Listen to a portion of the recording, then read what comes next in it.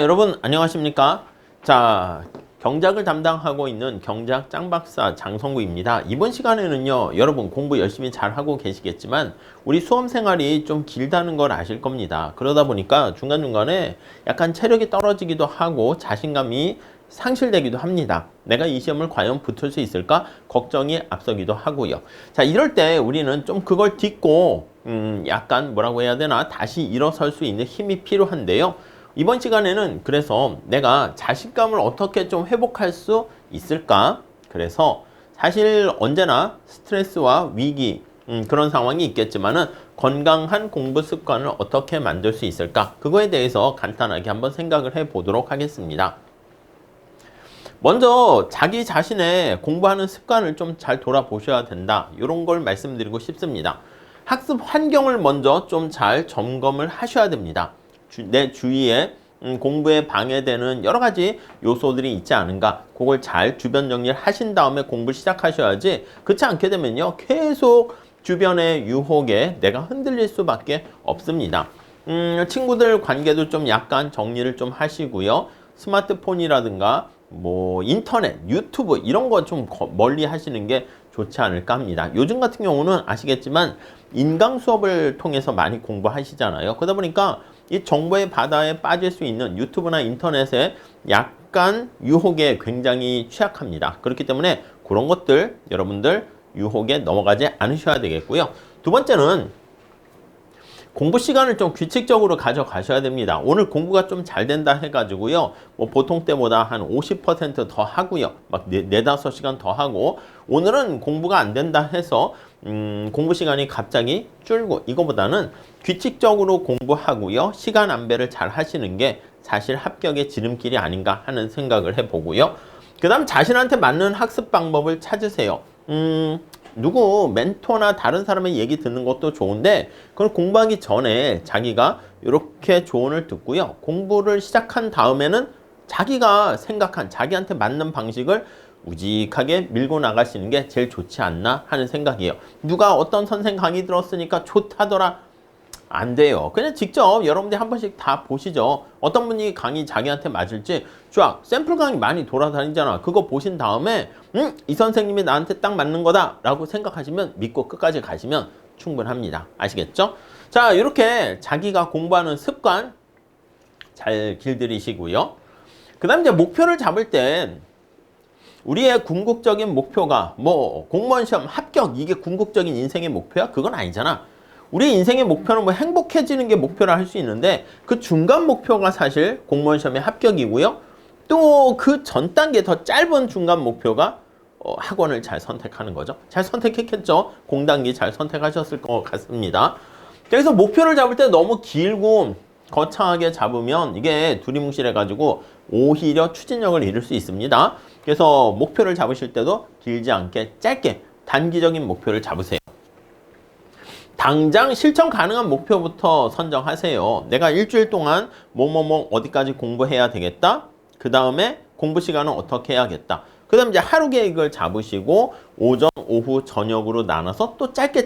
그래서 매 순간 미션을 내가 완료하게 되면, 컴플리트하게 되면은 그게 모여가지고 나의 최종적인 합격으로 연결이 되겠죠. 그 중간중간에 작은 목표를 세운 다음에 그 미션을 내가 완수했는가를 체크하셔야 됩니다. 그리고 나 자신에 대한 약간 보상을 뭐 주시면 좋지 않을까 생각을 합니다. 체크는 어떻게 하는데, 여러분 어플 같은 거 보면 순 공부 시간을 측정하는 그런 어플도 있잖아요. 일기 쓰십니까? 일기 같은 거 쓰셔야지 나중에 여러분들께서 합격하신 다음에 여러 가지 그 일기 내용이라든가, 뭐 일기를 꼭 종이 일기장에다 쓸 건 아니지. 그러니까 뭐 스케줄표에다가 정리하신 다음에, 그래야 내가 합격한 다음에 난 이렇게 이때는 공부했고 이때 방황했고 등등등 얘기가 떠오르지 않겠습니까? 그래서 매 순간 내가 오늘 해야 할 일을 잘 완수했는가, 그런 것들 잘 체크하시고요. 그 다음에 이제 목표를 정한 다음에 꾸준하게, 우리가 하는 이 시험 공부는요, 뭐 엄청 머리가 스마트하거나 안 됩니다. 그런 분들은 오히려 떨어질 가능성이 많고요.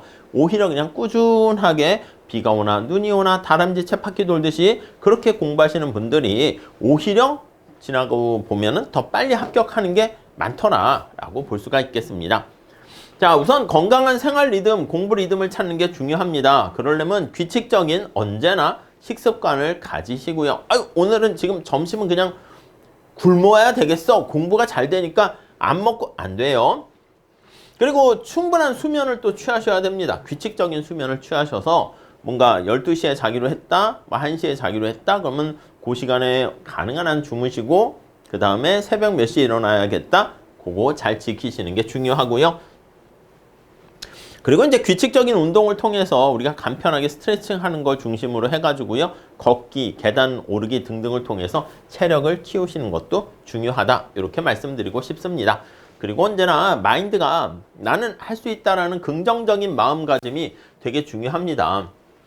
중간중간에 불안함 이런 것들 그게 다 스트레스가 되니까 이런 스트레스를 제거하고요.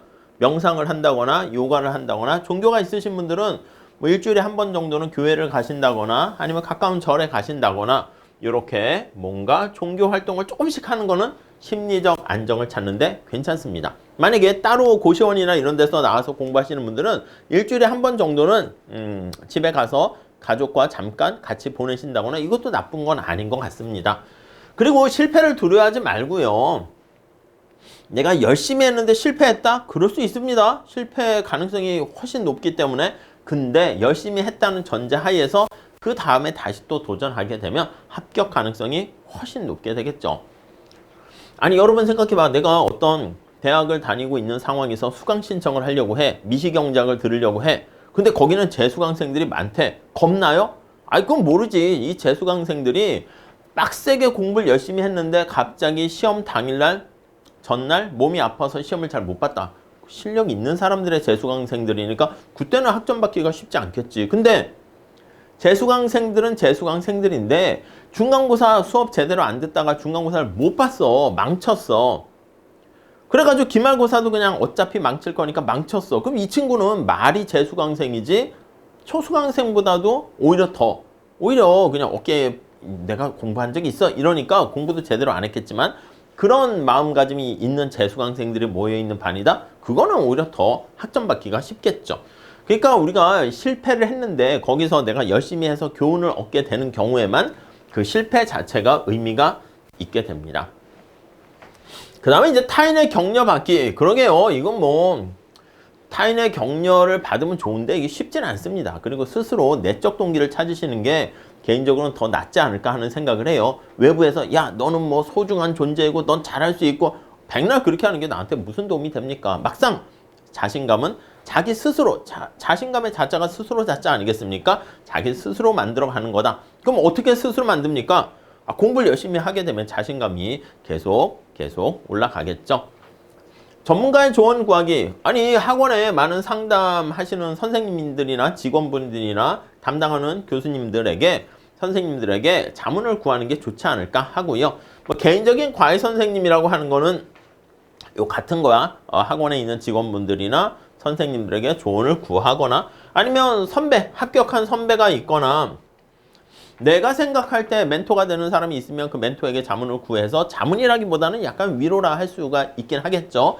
이렇게 대화를 하시거나 아니면 열심히 공부하는 내가 봤을 때 같은 수험생이지만 리스펙트 할 만한 수험생이 있으면 그 수험생과 같이 공부를 하거나 대화를 나누다 보면 또 어느 정도 해결이 되지 않을까 합니다. 뭐 주변 사람들 이렇게 많은데 가족들과는 사실 좀 그렇습니다. 가족들이 여러분들의 공부하는 상황을 그렇게까지 이해를 해주긴 그렇고 친구 약간 뭐라고 할까? 공부하는 친구는 모르겠지만 밖에서 그냥 있는 친구들은 아이고 너 안 됐다. 시험 공부하니 힘들지. 이렇게 위로인데 큰 도움은 안 돼요. 뭐 선생님이라든가 여기서 멘토는 꼭 진짜 멘토라기보다는 수험생 중에서 같이 내가 존경할 만한 수험생 동호회? 이건 좀 그렇고 그러니까 일반적으로 이렇게 표현을 했는데 여러분 가까운 데서 서로 대화 나누고 서로 뭔가 힘을 얻을 수 있는 사람을 찾으시면 그것도 괜찮지 않을까 하는 생각을 해봅니다.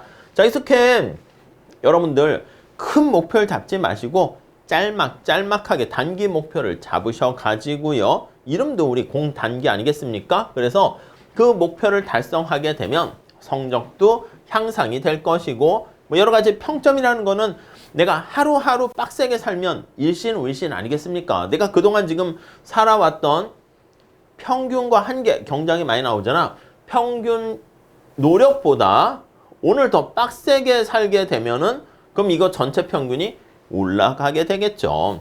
오케이? 그러면 우리가 인생의 한 가지 목표를 달성하게 되는 거야. 그래서 이제 뭐 메달이라 할 수 있는 성과를 하나 취득하고 만약에 또 공무원 시험에 합격했다 그러면 그게 인생의 끝 아니겠지? 또 다른 목표를 세워서 앞으로 진취적으로 나가시면 좋겠습니다.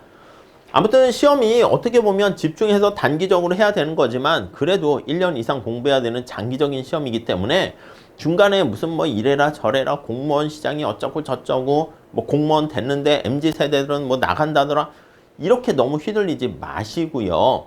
그러니까 내가 갈 길이 이거다라고 하면은 그냥 무직하게 열심히 하시는 게 제일 좋지 않나 하는 생각을 해봅니다. 아시겠죠? 자, 열심히 하시고요.